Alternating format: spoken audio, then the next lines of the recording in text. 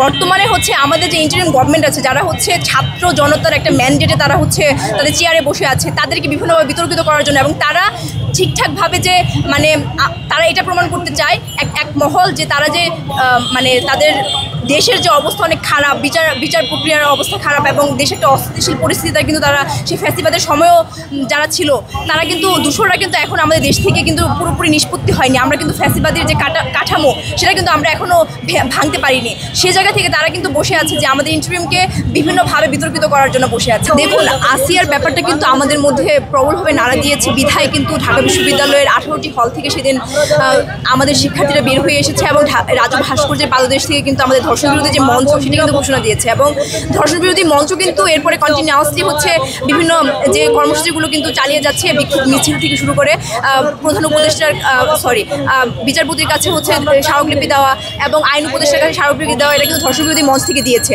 তো আমরা কিন্তু আমাদের যে স্মারকলিপির 5টি দাবি যেখানে আমরা কিন্তু উত্থাপন করেছি, সেটা কিন্তু এক নম্বর হচ্ছে যে ধর্ষণ বিরোধী যে ট্রাইব্যুনাল, স্পেশাল যে ট্রাইব্যুনাল গঠন করার কথা আমরা বলেছি, যাতে এই যে একটা জায়গায় সব ধরনের মামলা, নারী নির্যাতন থেকে শুরু করে এই শিশু পাচারের মামলা, সব মামলা একসাথে দেওয়ার কারণে কিন্তু একটা বিশাল একটা জট তৈরি হয়ে যায়। সেখানে কিন্তু ধর্ষণের মামলাগুলো চাপা পড়ে আছে, দিনের পর দিন, বছরের পর বছর কিন্তু একটা বিচারহীনতার সংস্কৃতি আমাদের বাংলাদেশে তৈরি হয়েছে, এবং সেখান থেকে বের হয়ে আসার জন্য কিন্তু আমরা একটা বিশেষ ট্রাইব্যুনাল গঠনের কথা কিন্তু বলেছি আমাদের সেই স্মারকলিপিতে। এবং দ্বিতীয়ত আমরা বলেছি যে এই আসিয়ার যে ধর্ষণ, এটা যাতে দৃষ্টান্তমূলক শাস্তি দেওয়া হয়, সর্বোচ্চ শাস্তি মৃত্যুদণ্ড যাতে কার্যকর করা হয়, যাতে করে এটা একটা দৃষ্টান্ত তৈরি হতে পারে।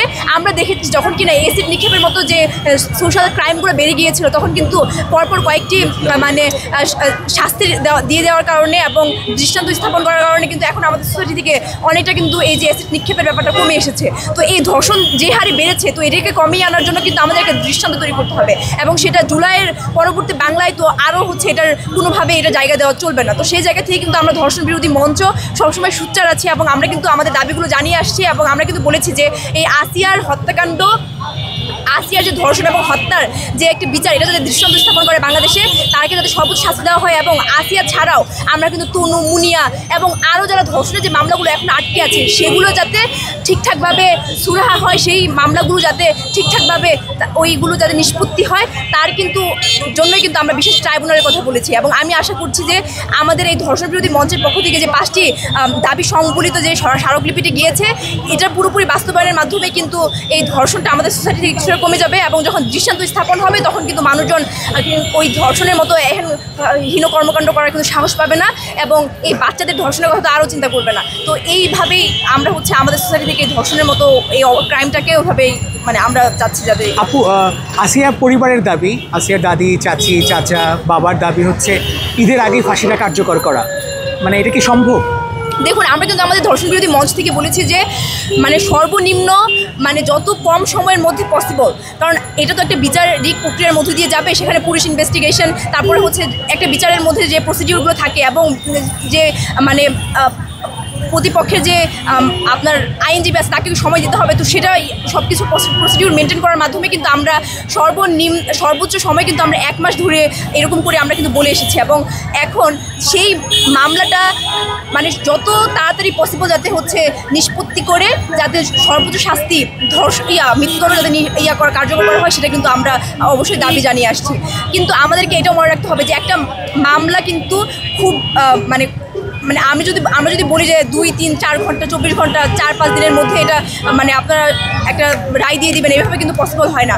আপনারা জানেন সেখানে নিম্ন আদালত থেকে শুরু করে হাইকোর্টের অনেক ব্যাপারগুলো কিন্তু তাকে ফেস করে আসতে হয়। তো এভাবে আমরা কিন্তু সর্বোচ্চ দিন আর কি 30 দিন কিন্তু আমরা ওখানে বলে এসেছি, এবং আশা করছি যে 30 দিনের মধ্যেই আসিয়ার এই ধরনের একটা ধর্ষণ এবং হত্যাকাণ্ডের একটা বিচার আমাদের সামনে প্রতীয়মান হবে, এই আশা আমরা ব্যক্ত করছি ধর্ষণ বিরোধী মঞ্চ থেকে। আপা, নারীরা কেন টার্গেট হচ্ছে? মানে প্রাপ্তবয়স্ক নারীরা একরকমভাবে টার্গেট হচ্ছে, শিশুরা এইটা কীভাবে কেন হচ্ছে, মানে আপনার কি মনে হয়?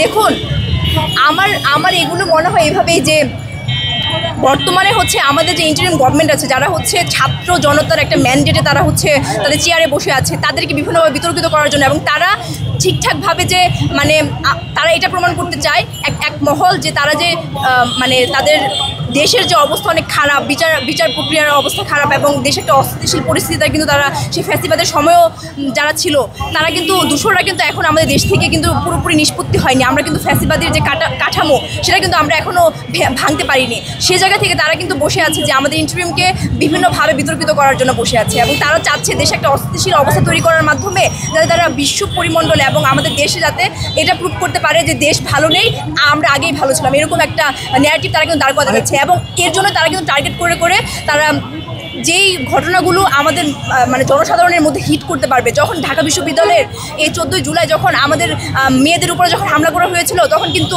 সারা বাংলার মানুষের একটা ইমোশনে সেটা লেগেছিল। তো মেয়েদেরকে যখন বাচ্চা মেয়েদের কিন্তু সবকে যখন এইভাবে মানে তারা গুটি হিসাবে নিচ্ছে, এই যে মানুষের মধ্যে একটা মানে ওই ইমোশনাল মানুষের যে সেন্টিমেন্টটাকে তারা পুঁজি করার জন্য কিন্তু এটা নিচ্ছে এবং তারা এটা বোঝাতে যাচ্ছে যে ইন্টারিম কিন্তু ঠিকঠাকভাবে দেশ পরিচালনা করতে পারছে না। এটা হচ্ছে ভিন্ন একটা মহলের কিন্তু একটা চক্রান্ত বলে আমি মনে করি। মানে আপনি মনে করতেছেন এটা আপনার ন্যারেটিভ, মানে হিটু শেখ যে রাজমিস্ত্রির কাজ করে অশিক্ষিত, তার টার্গেট হচ্ছে মানে ইউনূস সরকারকে ফেলে দেওয়া। এজন্যই মানে সে মানে আমি এটা বুঝলাম না যে মানে এটা তো হইতেই পারে না। আমি ওখানে গেছিলাম, আমি ওখানে 2 দিন থাকলাম, ওর কোনো রাজনৈতিক সংশ্লিষ্টতা নাই, ও জাস্ট পশু, ওর পৈশাচিক আনন্দটা পাইছে। দেখেন আমরা কিন্তু পুরোপুরিভাবে আমরা কিন্তু এটা জানি যে এই যে ধর্ষণের মতো যে কাজগুলো এগুলো কিন্তু মানসিকভাবে বিকারগ্রস্ত মানুষজনই করতে পারে। তা না হলে একটা শিশু 8 বছরের একটা শিশু তাকে কিন্তু হচ্ছে তারা বিভিন্নভাবে নির্যাতনের মাধ্যমে 5 সেন্টিমিটার হচ্ছে তাকে ক্ষত করার মাধ্যমে কিন্তু তারা এই কাজটা করে তাকে হত্যা করেছে। তো এগুলো কিন্তু মানসিক বিকারগ্রস্ত না হলে কিন্তু করা পসিবল না। এইটা তো আছে এবং মানসিক বিকারগ্রস্ত থাকার কারণে কিন্তু তারা ধর্ষণের মতো হীন কর্মকাণ্ডের দিকে তারা যায়। কিন্তু এর পরিপ্রেক্ষিতে আমরা কিন্তু একটা বৃহৎ একটা হচ্ছে মানে আমার অবজারভেশন বা আমার পার্সোনাল অবজারভেশন কিন্তু আমি হচ্ছে জাস্ট তুলে ধরলাম যে দেশে আসলে সার্বিকভাবে যেটা চাচ্ছে ওইভাবেই কিন্তু একটা ক্রাইম যখন ছড়ে দেয় এবং নারী বিদ্বেষী যে মব এটা কিন্তু সবচেয়ে বড় ইম্পর্টেন্ট যে বিভিন্ন জায়গায় কিন্তু নারী বিদ্বেষী মব তৈরি হচ্ছে এবং ধর্মের নামে যে হচ্ছে মেয়েদেরকে বিভিন্নভাবে বলা যে তুমি হচ্ছে হিজাব পড়ো, তুমি পর্দা করো, তোমার পোশাক ঠিক নেই, এগুলোকে দিকে টার্গেট করে কিন্তু তারা দায় দিয়ে দেয় যে তোমরা হচ্ছে তোমার পোশাক ঠিক নেই তাই তুমি ধর্ষণ হচ্ছে। কিন্তু এই যে বাচ্চারা ধর্ষণ হচ্ছে তারা কেন হচ্ছে? তারা কিন্তু ওই মানসিক বিকারগ্রস্ত মানুষের পাল্লায় পড়ে কিন্তু হচ্ছে। অনেক ধন্যবাদ আপু। আমরা কেউই আসলে বাঁচাতে পারলাম না। কয়েকটা দিন ওর তো একটা ট্রমা ছিল, ও হয়তো অনেক কিছু বলার ছিল, বলতেও পারলো না এবং ও দেখেও যেতে পারলো না ওর যারা খুন করতে চাইছিল, যারা ধর্ষণ করছে তাদের ফাঁসি কিংবা কোনো বিচার দেখে যেতে পারলো না। ওর বোন সেও ট্রমাটাইজড। আমি মাগুরা থেকে আসছি মাত্রই, মানে কি বলবেন? আসলে এখন কিছু আমাদের বলার ভাষা নাই, আমরা আসলে কথা বলতে পারতেছি না, আমাদের শরীর কাঁপতেছে যে হচ্ছে আমাদের বোন, যে বোনের জন্য আমরা ধর্ষণ বিরোধী মঞ্চ আবিষ্কার করেছি। আমরা বাংলাদেশের প্রত্যেকটা যেন যে মেয়েগুলো ধর্ষণের শিকার হয় প্রত্যেকটা নারীর পক্ষে আমরা অবস্থান করেছি। আমরা আমাদের বোন আসিয়ার পক্ষে অবস্থান করার চেষ্টা করেছি, কিন্তু আমরা শেষ পর্যন্ত তাকে বাঁচাতে পারিনি। কিন্তু সে যথেষ্ট স্ট্রাগল করেছে, সে 7 দিন বিছানায় মৃত্যুর সঙ্গে পাঞ্জা লড়েছে, সে শেষ পর্যন্ত টিকতে পারেনি, তাকে অ্যাটেম্প্ট টু মার্ডার করার চেষ্টা করা হয়েছে, শেষ পর্যন্ত সে মৃত্যুবরণ করেছে, তাকে হত্যা করা হয়েছে। আসিয়ার যে ধর্ষক সেই ধর্ষকের আমরা সর্বোচ্চ শাস্তি হিসেবে মৃত্যুদণ্ড দাবি করছি এবং যে আসিয়া তার ধর্ষকের শাস্তি সে নিজ চোখে দেখে যেতে পারেনি, তার যে হচ্ছে কষ্ট বা তার যে মৃত্যু সেই অবস্থা থেকে আমাদের উপর সে তার দায়িত্বটি দিয়ে গেছে। আমরা যেন তার সেই হচ্ছে অধিকারটি আমরা আদায় করে দিতে পারি, আমরা যেন ধর্ষকের সর্বোচ্চ শাস্তি হিসেবে মৃত্যুদণ্ড নিশ্চিত করাতে পারি। আপা এই পরিবারের পাশেও তো থাকা উচিত সরকারের, কারণ আসিয়ার যে বোন হামিদা তার জীবনটা 14 বছরের মেয়ে, তার হয়তো ডিভোর্স হয়ে যাবে, সংসার করবে না, এরপরে তারও তো জীবন আছে, আর তার বাবা মানসিক ভারসাম্যহীন। কি বলবেন, সরকারের পাশে থাকা উচিত নয়? অবশ্যই তার পরিবারের প্রত্যেকটা সদস্যের পাশে থাকা উচিত, বাংলাদেশের প্রত্যেকটা মানুষের, যেহেতু হচ্ছে এগুলো নিয়ে হচ্ছে নিউজ হচ্ছে এবং তাদের পারিপার্শ্বিক যে প্রেক্ষাপট, তাদের যে সামাজিক অবস্থান, সেখানে হচ্ছে হয়তো মানুষজন তাদেরকে বিভিন্নভাবে সামাজিক হয়রানির শিকার করতে পারে। সেই জায়গা থেকে আমি বাংলাদেশের প্রত্যেকটা জনগণের প্রতি আমার আহ্বান থাকবে এবং অনুরোধ থাকবে যে হচ্ছে আপনারা আসিয়ার পরিবারের সদস্যদের পাশে দাঁড়ান। আপা এটা তো একটা সিম্বল, আসিয়া একটা সিম্বল, প্রতীক, কিন্তু হাজারো আসিয়ার ঘটনা ঘটছে, আপনাদের রাস্তায় নামতে হচ্ছে এবং গণ অভ্যুত্থানে সরকারকে রিমাইন্ডার দিতে হচ্ছে বারবার। ওয়াই, মানে কেন? এই সরকার তো এমনি বিচার করবে। আসলে আমরা ওই জায়গাগুলোর কারণেই আমরা হচ্ছে রাস্তায় নেমেছি এবং আমরা আমাদের দাবিগুলো উত্থাপন করতে আমরা বাধ্য হয়েছি।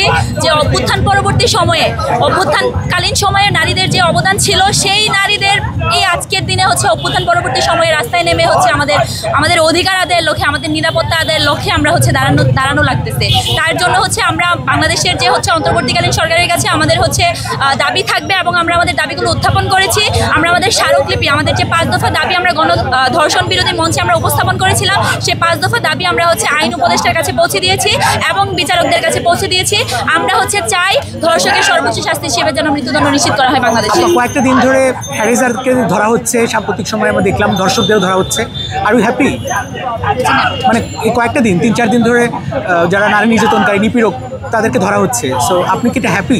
মানে পুলিশের শুধু আসলে ধরা উচিত, ধরার পর তাদের বিরুদ্ধে যে ধরনের পদক্ষেপ নেওয়া উচিত আমি মনে করি সেই ধরনের পদক্ষেপ নেওয়া উচিত। যারা ধর্ষণ করছে বা নারীদের হচ্ছে যৌন নিপীড়ন করছে, হ্যারাসমেন্টের শিকার হচ্ছে, যেসব নারীরা যাদেরকে হ্যারাসমেন্ট করা হচ্ছে তাদের বিরুদ্ধে যেন সর্বোচ্চ শাস্তি এবং সামাজিক সচেতনতা মূলক অবস্থান যেন বাংলাদেশের হচ্ছে প্রত্যেকটি নাগরিকের যার নিজ নিজ জায়গা থেকে আমরা আহ্বান করব যে হচ্ছে আপনারা জনসচেতনতা তৈরি করুন, নিজেদের মাঝখানে সচেতনতা তৈরি করুন। পুরুষদেরকে আমরা বলবো যে হচ্ছে আপনারা সমাজের প্রত্যেকটি নারীকে আপনাদের নিজেদের মা এবং বোনের চোখে দেখুন, তাদেরকে সম্মান করুন। অনেক ধন্যবাদ।